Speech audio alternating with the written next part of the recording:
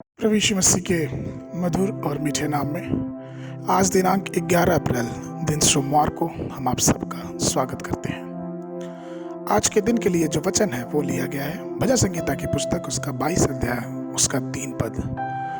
वचन इस प्रकार से कहता है, परंतु हे तू जो इस्राएल की स्तुति के सिंहासन में विराजमान है, तू तो पवित्र है।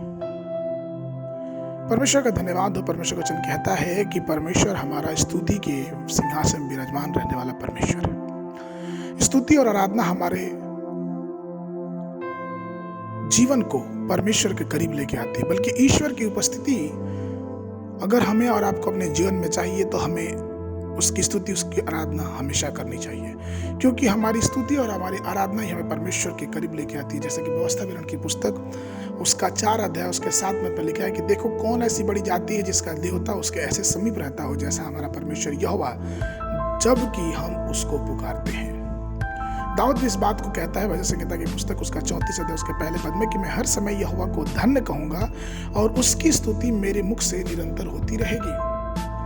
अर्थात परमेश्वर की उपस्थिति, परमेश्वर की करुणा हमारे जीवन में तभी रहेगी जब हम परमेश्वर की स्तुति और आराधना करेंगे। दूसरे शब्दों में परमेश्वर की स्तुति और परमेश्वर की आराधना करना ही परमेश्वर की उपस्थिति हमारे जीवन में लेके आती है। एक बार एक दार्शनिक ने एक बहुत अच्छी बात कही, तो उसने कहा था कि दूसरों की अच्छाई की सराहना करना चाहिए जिससे हमें और भी अच्छा लगता है। और ये कथन बहुत सत्य है कि जब भी हम दूसरों की अच्छाई की बातें करते हैं तो हमें उनकी अच्छाई के बारे में सुन के या फिर कह के हमें बहुत अच्छा महसूस होता है। तो जरा सोचें उस परमेश्वर के बारे में, उस परमेश्वर की महिमा के बारे में जो असीम है, जो करुणा निधान है, जो दया का सागर है, जो शक्तिशाली है, जो हमें अनुग्रह में रखता है, जो हमारी सारी जरूरतों को पूरा करता है। जब हम और आप उसकी स्तुति करते हैं तो वो कितना भला होगा। भजन संहिता उसके 92 उसके पहले पद में दाऊद कहता है कि यहोवा का धन्यवाद करना भला है, हे परम प्रधान तेरे नाम का भजन गाना कितना शोभनीय है।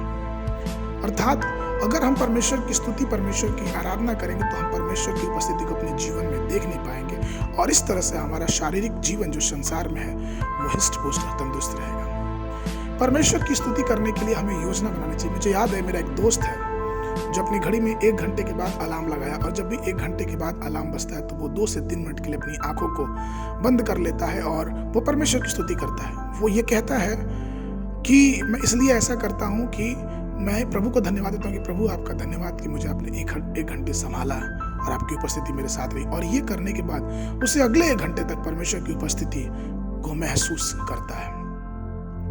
एक और मेरा दोस्त है, वो हमेशा कहता है कि जब भी मैं ट्रैफिक में जाता हूँ और जब सिग्नल लाल होता है तो मैं चिढ़ता नहीं हूँ, मैं व्याकुल नहीं होता हूँ, लेकिन उस समय को मैं परमेश्वर की स्तुति करने में बिताता हूँ, क्योंकि मुझे मालूम है कि परमेश्वर की स्तुति और परमेश्वर की आराधना ही परमेश्वर की उपस्थिति का कारण है।